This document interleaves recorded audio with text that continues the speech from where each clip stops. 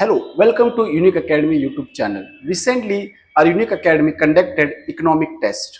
Let's see few of the important question which can be part of your upcoming CSC 2026. Okay. Let's start with the question number one. What was the question? If a person from USA buy a ticket to watch a cricket match in India, under which category will this transaction be recorded in India's balance of payment? Okay. So this question is about the balance of payment. Very important concept for your upcoming exam because there is a lots of things going around like the word about the economics and the geopolitics and about the balance of payment. Okay.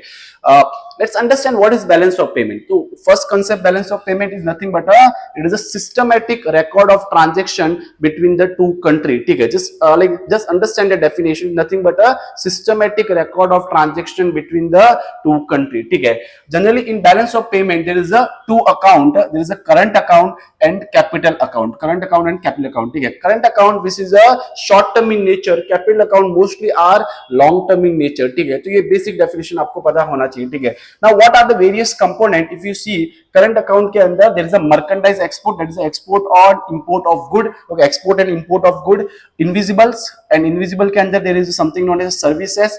Factor income, that is the employee compensation. Investment income, whatever India's investment abroad, तो वो भी ये यहाँ पे current account में आएगी. ठीक है. This is very important. Transfer के अंदर अगर आप देखोगे there is something known as a gift, grants and remittance. ठीक है. So these are the three very important factor. Under the capital account there is something known as a foreign investment. I hope you have read about the FDI, FPI, foreign portfolio investment. ठीक है.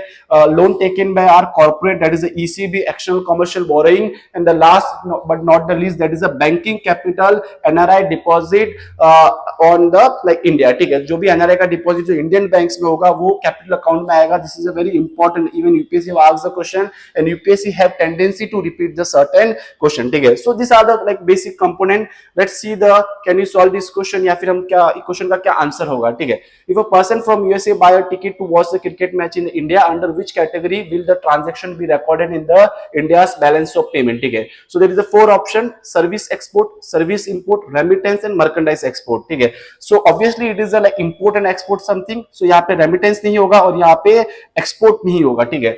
Now काफी important है, India के balance of payment की बात कर रहा है. ठीक है. एंड एक यूएसए का अगर रेसिडेंट अगर वो इंडिया से कुछ खरीद रहा है मींस इंडिया के लिए क्या हो रहा है, वो एक्सपोर्ट हो रहा है. ठीक है. So automatically the answer will be A. ठीक है. तो again the question was very simple. Little bit उन्होंने सिर्फ वर्ड के साथ ट्विस्ट किया है. सिर्फ यहाँ पे आपको पता होना चाहिए कि इंडिया के बैलेंस ऑफ पेमेंट में वो रिकॉर्ड होगा. ठीक है. Next question. ठीक है. नेक्स्ट क्वेश्चन बजट के बारे में है.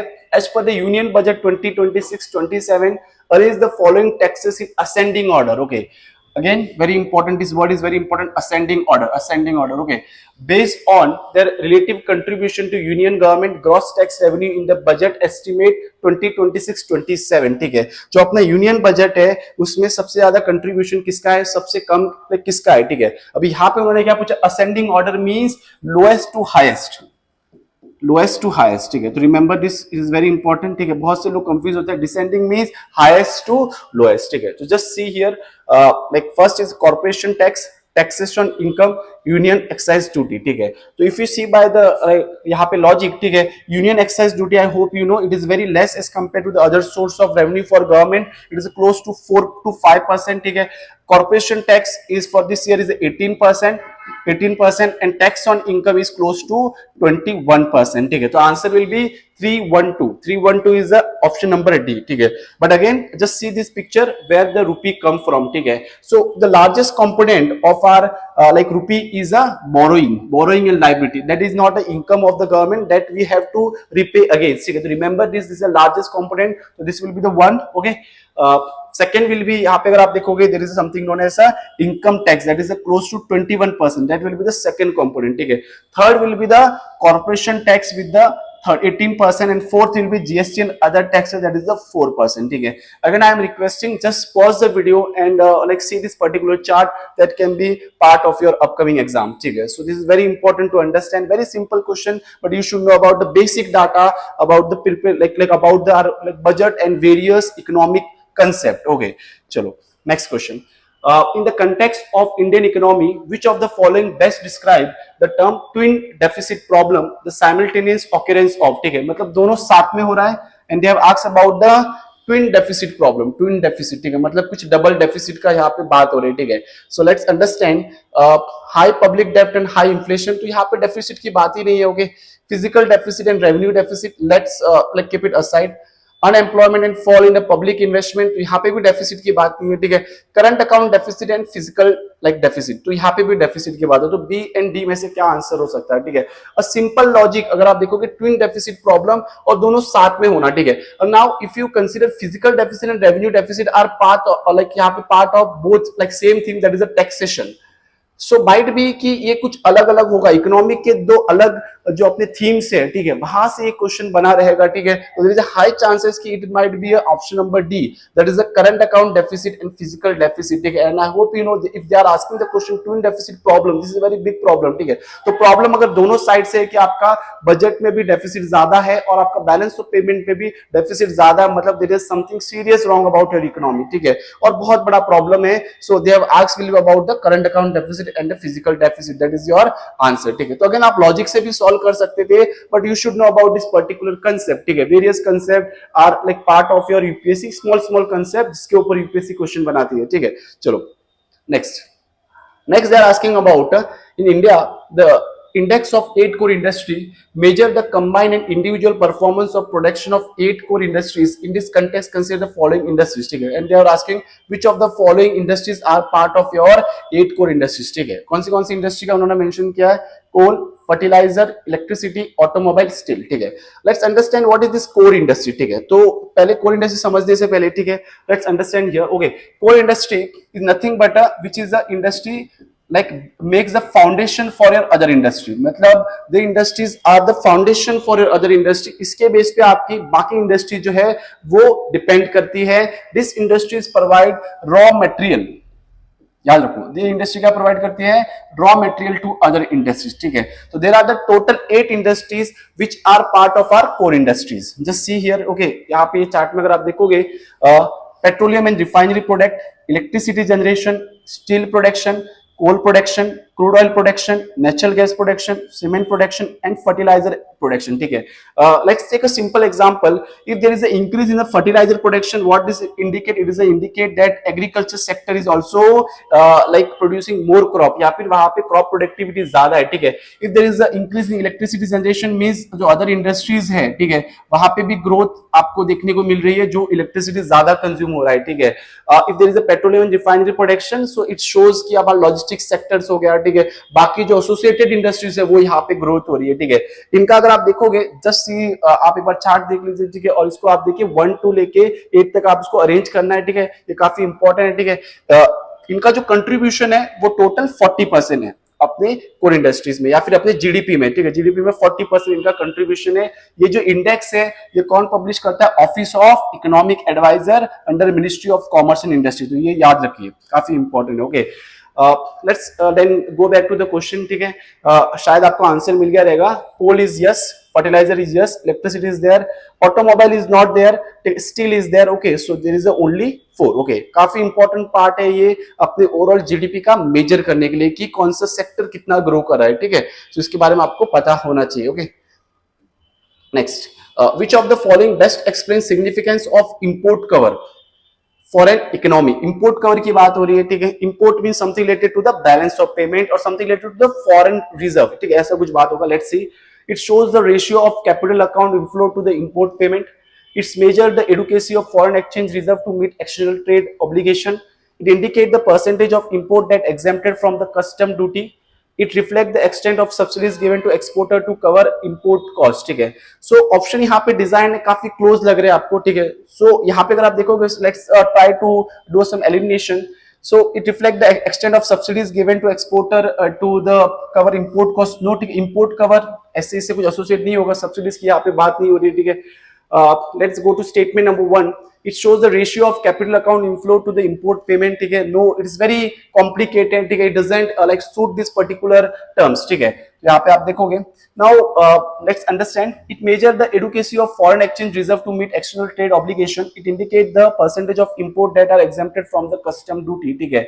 So import cover for an economy, if I would be there, ठीक है, तो answer will be B, this is very important, ठीक है। What is import cover? It is basically how much foreign exchange reserve a country poses, ठीक, कितने like उसके पास foreign exchange reserve कितना है, कितने मंथ के लिए वो इंपोर्ट कर सकता है बाहर से कुछ भी कमोडिटी, ठीक है। अगर आपको पता रहेगा foreign exchange reserve is like very essential part of your economy, like it serves कि आपकी जो इकोनॉमिक कैपेसिटी है, आप कितने दिन तक बाहर से आप कुछ भी प्रोडक्ट परचेस कर सकते हो, ठीक है। सो इंडिया के पास करंटली 11th मंथ का इंपोर्ट कवर है, इंडिया के पास करंटली 11 मंथ का इंपोर्ट कवर है, ठीक है। This is very important to understand. और अगर आपको पता रहेगा फॉरेक्स रिजर्व जो है India close to 600 to 700 billion dollar के बीच में है। ये फ्लक्चुएट होता रहता है due to recent turmoil in the geopolitics, ठीक है। So your homework will be just check the what are the various component of the forex reserve, please उसको कमेंट बॉक्स में मेंशन कीजिए, ठीक है।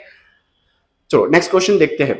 Consider the following statement regarding secondary market. Secondary market facilitate liquidity and price discovery for already issued security. Companies raise fresh capital through the secondary market. The existence of secondary market improve investor confidence and market participation, ठीक है। So this is very important. This question is about the like from the capital market. Capital market का question है, ठीक है, जो long term में deal करता है, जैसे कि हमने पिछले वीडियो में देखा था। जस्ट अगर आपको नहीं पता capital market and money market, please हमारा ओल्ड वीडियो एक बार आप देख लीजिए, ठीक है। सुबह कैपिटल मार्केट में दो यहाँ पे मार्केट्स रहते हैं, एक रहता है primary market and second is the secondary market, ठीक है। What is a primary market? Primary market is a market जहां पे कोई भी सिक्योरिटी फर्स्ट टाइम इश्यू होगी, ठीक है। Primary market is a market where like particular security is issue at the first time, ठीक है। आपने एक बहुत फेमस सुना रहेगा, that is known as IPO, initial public offering, ठीक है। सेकेंडरी मार्केट जो सिक्योरिटी यहाँ पे इशू होगी, वो जो ट्रेड होगी वो कहाँ पे होगी? सिक्योरिटी मार्केट के सेकेंडरी मार्केट में, ठीक है। तो फॉर एग्जाम्पल अगर आप देखोगे यहाँ पे if there is share of XYZ company, तो फर्स्ट टाइम जब वो लिस्ट होगा वो आईपीओ के फॉर्म में आएगा और फिर वो ट्रेड होने के लिए कहाँ पे आएगा? सेकेंडरी मार्केट में आएगा, ठीक है। तो that is a very simple concept, ठीक है। Let's try to like solve this question, okay.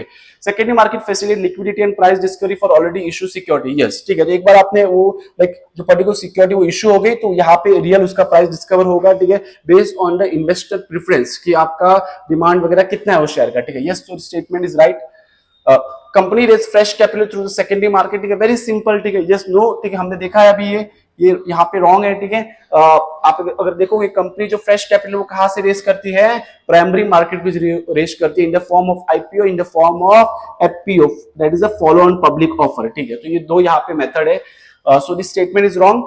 अगर सेकंड गया तो फिर we will get automatically answer, the answer will be C, ठीक है। So again through elimination you can solve this, like ये particular question solve कर सकते हैं, but you should know about the concept of capital market, money market, ठीक है, very frequently asked in the UPSC examination, okay. So you should know about this basic concept.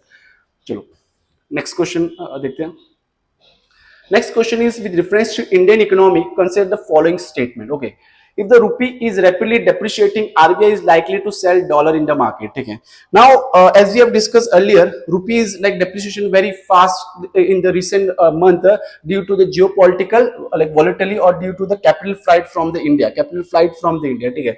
So they are asking if the rupee is like rapidly depreciating, RBI is likely to sell dollar in the market. Yes, in order to stabilize the rupee, ठीक है। अगर रूपी बहुत ज्यादा depreciate हो रहा है, मतलब क्या हो रहा है? मार्केट में डॉलर का डिमांड बहुत ज्यादा है, तो वो टाइम पे RBI will come as a rescuer. RBI क्या करेगा? रूपी को फर्दर डेप्रिशिएट होने के लिए लाइक उसको रोकने के लिए आरबीआई क्या करेगा? डॉलर का इन्फ्लक्स करेगा, ठीक है। सो यस, आरबीआई क्या करेगा? डॉलर यहाँ पे सेल करेगा, ठीक है।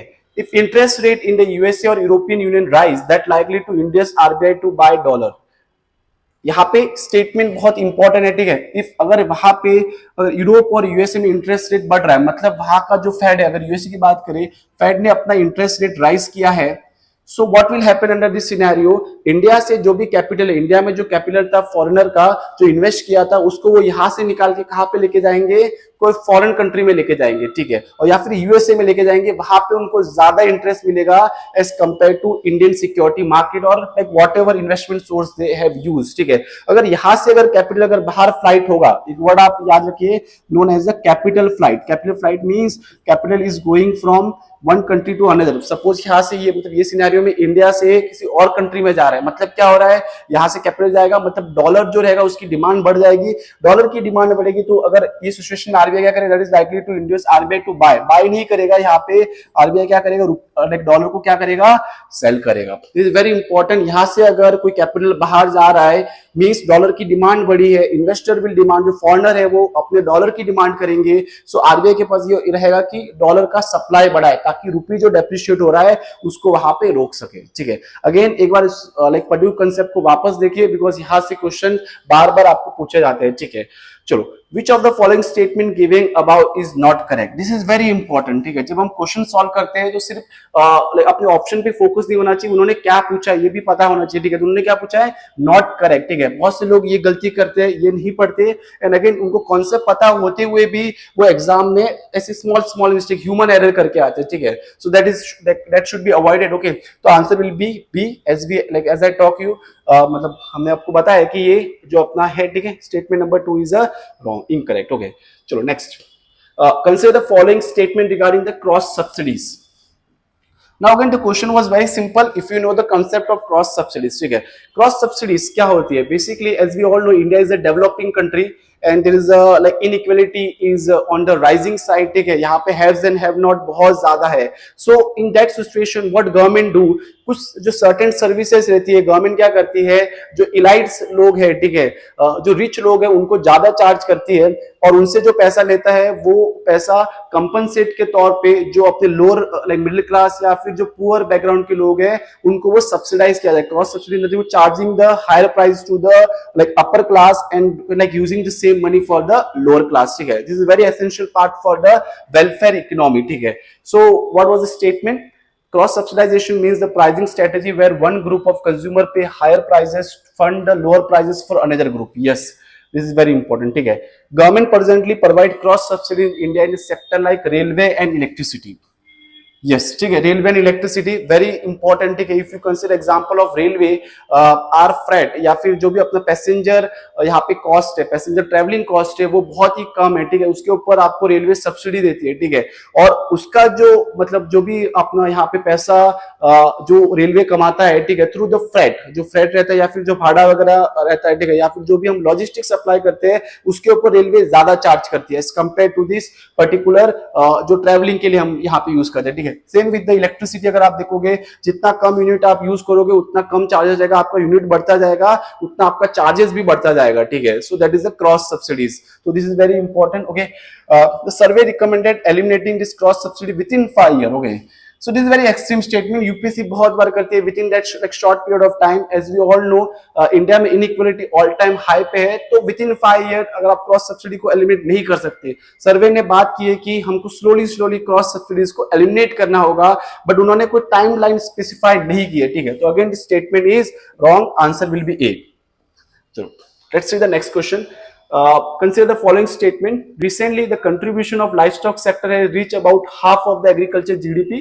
The livestock sector is consistently seen as a higher growth than the farm sector in the recent time. ठीक है, recently the contribution यहाँ पे उन्होंने पूछा है कि जो अपना एग्रीकल्चर सेक्टर है उसमें जो लाइफ स्टॉक है, for example milk production and all those like allied sector, उसका कंट्रीब्यूशन हाफ है, मींस 50%. ठीक है, now by a common logic 50% look too high. ठीक है, इतना अभी नहीं हुआ है.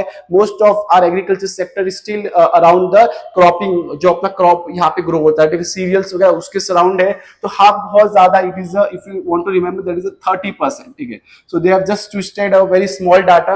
Again I am repeating, you should know about this agriculture data. Okay, so that is 30%. So this statement is like goes wrong. ठीक है, you don't have to read the second statement, but फिर भी for your understanding let's read this. The livestock sector has consistently seen a higher growth than the farm sector in the recent time. It is a very general statement, and again this is the right statement, so the option will be this. Statement 1 is incorrect, but statement 2 is a correct. ठीक है, तो again the question was very simple. एक small twist था data में.